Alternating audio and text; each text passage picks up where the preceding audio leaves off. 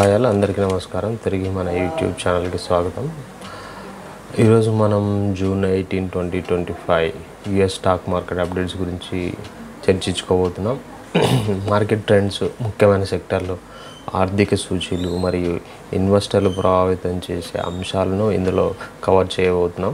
మీరు అనుభవజ్ఞ ట్రేడర్ అయినా లేదా మార్కెట్ గురించి తెలుసుకోవాలనుకునే సామాన్య ప్రేక్షకులైన ఈ వీడియో అయితే మీకోసం. స్కిప్ చేయకుండా లాస్ట్ వరకు అయితే చూడండి. ముందుగా జూన్ 18, 2025 నాటి యుఎస్ మార్కెట్ ఇండెక్స్ల పనితీరు గురించి చూద్దాం. S&P 500 వచ్చేసి మనకి స్వల్పంగా 0.05 పాయింట్ తగ్గింది. 5980 దగ్గర క్లోజ్ కావడం జరిగింది. డౌ జోన్స్ ఇండస్ట్రియల్ యావరేజ్ మాత్రం 0.08% పెరిగి 42,305 దగ్గర అయితే క్లోజ్ కావడం జరిగింది. మనకి ఇంకా నాస్డాక్ కంపోజిట్ వచ్చేసి 0.67% పెరుగుదలతో 19,242 వద్ద ముగియడం అయితే జరిగింది.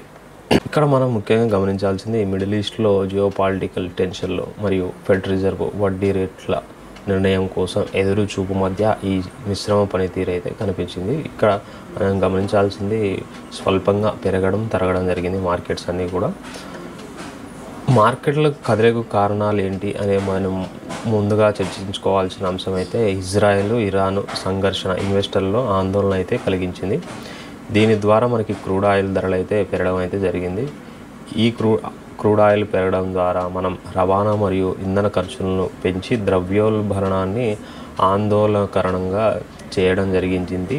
దీని ద్వారా ద్రవ్యోల్బణం పెరిగి ఇన్వెస్టర్లలో అనేటువంటిది ఆందోళన అయితే మనకి కనిపించింది. రెండవది మనం చూస్తే ఈ జూన్ 17, 18 జరిగిన ఫెడరల్ రిజర్వ్ సమావేశం వడ్డీ రేట్లలో ఎటువంటి మార్పు లేకుండా ముగియడం అయితే జరిగింది. అదేవిధంగా ట్రంప్ యొక్క టారిఫ్ల వల్ల వస్తువుల ధరల్లో ద్రవ్యోల్బణం ఈ వేసవిలో పెరగవచ్చని హెచ్చరించారు. చివరగా US China trade tax investor సెంటిమెంట్ను ప్రభావితం చేస్తున్నాయి. లండన్లో ఇటీవల జరిగిన ఒప్పందం టెన్షన్ను తగ్గించినప్పటికీ టారిఫ్ల దీర్ఘకాలిక ప్రభావం గురించి ఇన్వెస్టర్లు జాగ్రత్తగా ఉన్నారు కూడా. అయితే మనం సెక్టార్ల వైజ్గా పనితీరు చూద్దాం. ఇప్పుడైతే మనం టెక్నాలజీ సెక్టర్ అనేది 1.2 పెరుగుదలతో ముందంజలో ఉందన్నమాట. దీనికి ప్రధాన కారణం AI మరియు క్లౌడ్ కంప్యూటింగ్లపై ఆశావాదం కారణంగా చెప్పవచ్చు. దీని ద్వారా మనం ఎన్విడియా కానీ, ఒరాకిల్ కానీ వంటి కంపెనీలు బలమైన కొనుగోలును ఆసక్తి చూపించాయి. మరోవైపు ఎనర్జీ సెక్టర్ మాత్రం 0.8% తగ్గింది. ఆయిల్ ధరలు పెరిగినప్పటికీ ఇటీవల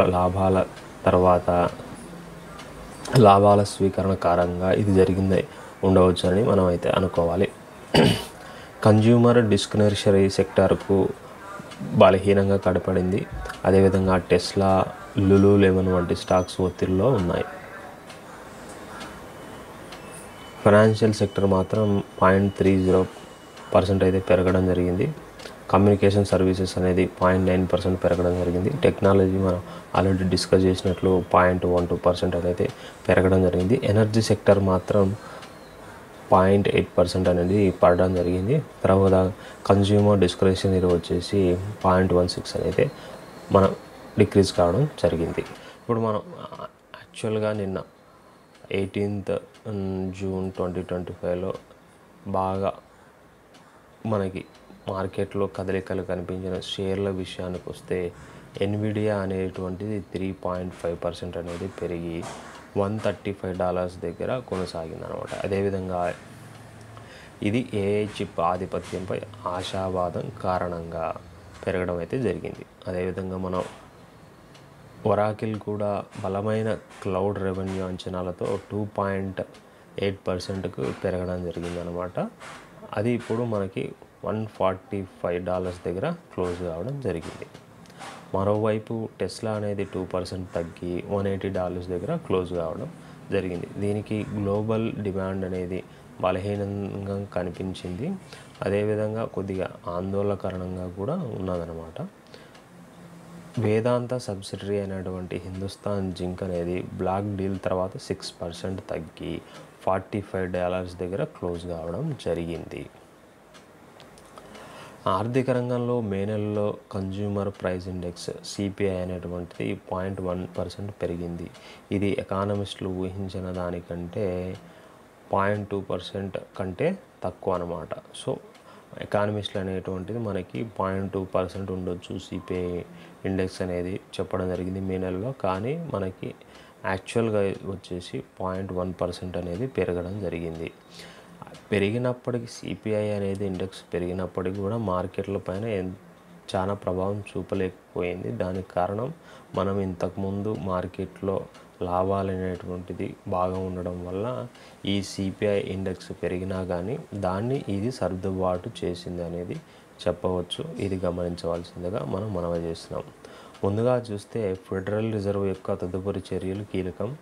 గోల్డ్మ్యాన్ సాక్స్ అయితే డిసెంబర్ 2025లో ఒక రేట్ కట్ను అంచనా వేస్తుంది. దీని ద్వారా ద్రవ్యోల్బణం తక్కువగా ఉంటే ముందుగానే కట్ సాధ్యమవుతుంది అనేది ఎక్స్పెక్ట్ చేస్తున్నాం. ద్రవ్యోల్బణం తక్కువగా ఉంటే దీనికంటే ముందుగానే ఫెడ్ రిజర్వ్ అనేది రేట్ కట్టు చేయొచ్చు అనేది చెప్పుకోవచ్చు అనమాట. యాక్చువల్లీ మనం చూసుకుంటే మే 2025లో మన ఎక్స్పెక్టెడ్ సిపిఐ వాల్యూ వచ్చేసి 0.2% ఇంక్రీజ్ కావచ్చు అనేది ఉంది. కానీ యాక్చువల్ వాల్యూస్ చూసుకుంటే 0.1% మాత్రమే ఇంక్రీజ్ కావడం జరిగింది.